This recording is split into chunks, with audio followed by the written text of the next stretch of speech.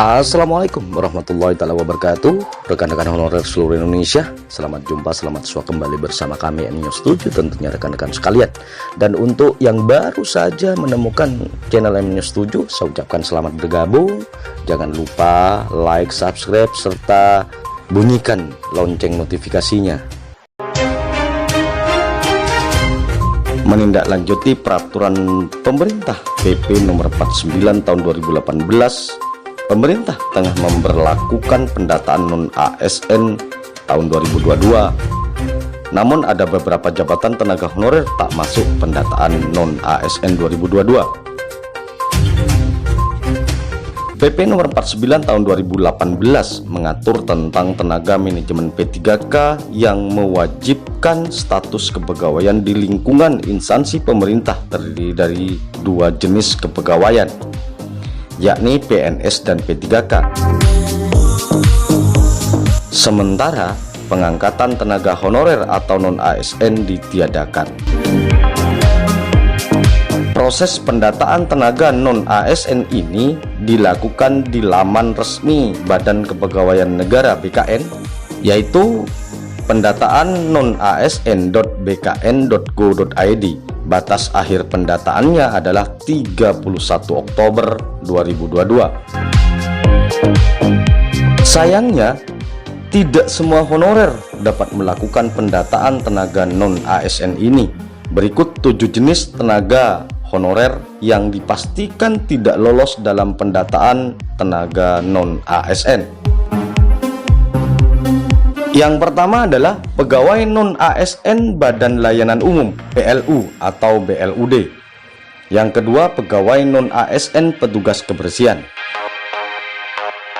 Yang ketiga, pegawai non-ASN pengemudi. Yang keempat, pegawai non-ASN satuan pengamanan. Yang kelima, pegawai non-ASN dengan bentuk jabatan lainnya yang dibayarkan dengan mekanisme alih daya atau outsourcing. Yang keenam, pegawai non-ASN dengan SK di atas 31 Desember 2021. Yang ketujuh, pegawai non-ASN yang tidak mempunyai masa kerja minimal 1 tahun dengan mekanisme pembayaran APBN atau APBD. Selanjutnya, yang tidak termasuk dalam pendataan kemungkinan akan dialihkan sebagai pegawai dengan pola outsourcing yang mekanismenya menggunakan tenaga jasa.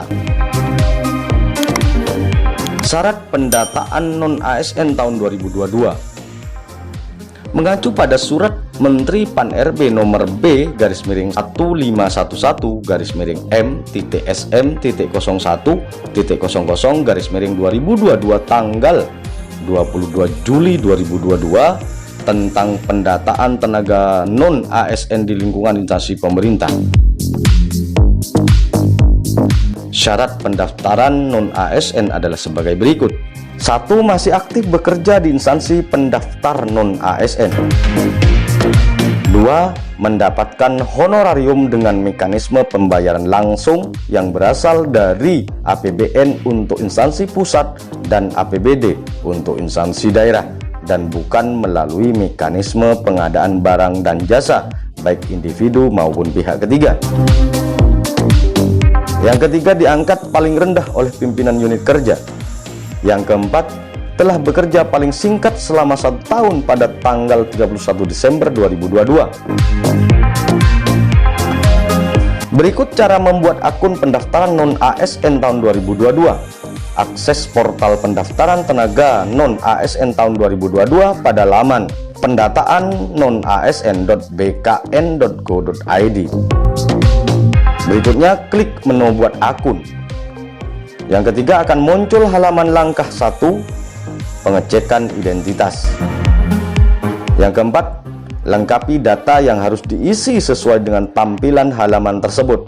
NIK, nomor KK, nama lengkap, tampilan A, tempat lahir, tanggal lahir, nomor handphone aktif, alamat email aktif, captcha yang tertera.